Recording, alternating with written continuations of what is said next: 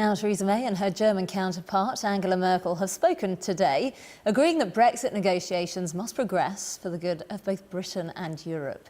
It comes as Shadow Chancellor John McDonnell insisted Parliament can stop the UK leaving the EU without negotiating a deal. I'm not willing to countenance no deal. I will work with anybody in Parliament to secure a decent deal for our country. I will put aside any party interest in the interest of our country. Well, I'm joined live by the former Conservative Deputy Prime Minister, Lord Heseltine now. Very good afternoon to you. First off, your reaction to the fact the Shadow Chancellor says he can stop the UK leaving the EU if no deal is reached. Oh, well, I've been forecasting consistently that the Labour Party would move from its equivalent position on Brexit to one of hostility.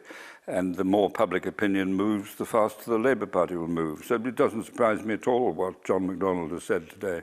But surely if we do get no deal, it's going to be incredibly damaging for the country. Well, any deal is damaging. It's just a question of degree. No deal is, of course, a disaster. But there are no upsides in any deal that anyone has ever explained to me. The best deal of all is to abandon Brexit.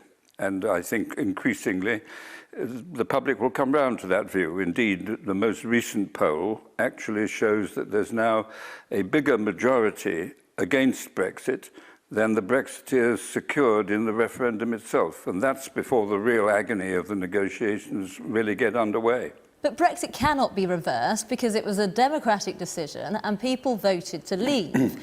So do you not think Conservative MPs should work more with the Labour Party on this rather than the constant squabbling that we've heard over the last few weeks? No, I don't. I think that democracy is centred on the sovereignty of Parliament. And that has been my position ever since the referendum. It was reinforced by Nicola Sturgeon, who, the moment she lost the referendum in Scotland, said there had to be another one, and by Nigel Farage, who, anticipating losing the referendum in the United Kingdom, said that he believed there would have to be a second one. So the Brexiteers are quite clear that this is a democratic unfolding of the process, but the sovereignty of this country is enshrined in Parliament. And my own view is that within our Parliament there is no majority for Brexit. And increasingly, as public opinion moves, and it is moving, and that's why the Brexiteers are panicking, then Parliament will assert its authority.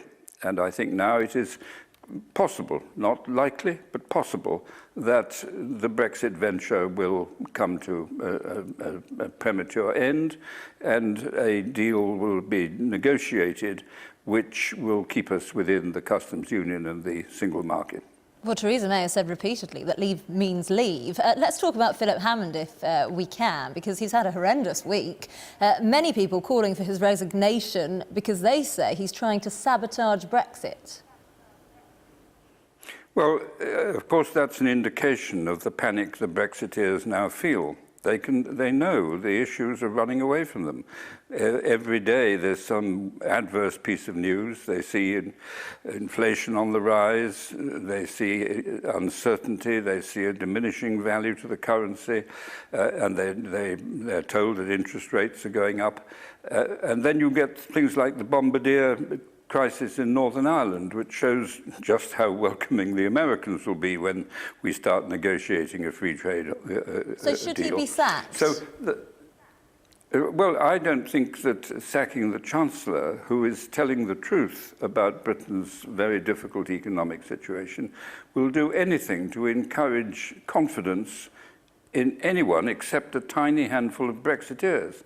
Philip Hammond is in charge of our savings, in charge of our pensions, in charge of the nation's finances. And he knows, he has the figures, he has the best professional advice of the calamitous journey that lies ahead that is Brexit. So if you want politicians who have the integrity to say what they believe and to stick with what they believe, then you have people like Philip Hammond. But you also have the other side of the story, which are the Brexiteers, who will use any vehicle, however abusive, however personally demeaning it is, in order to get their way.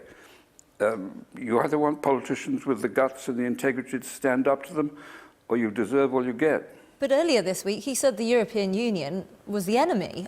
Surely that's going a bit far. Yes, well, look, yes, it is going too far. And I think that is an example of exactly the sort of pressures the Brexiteers put on anyone who gets in their way.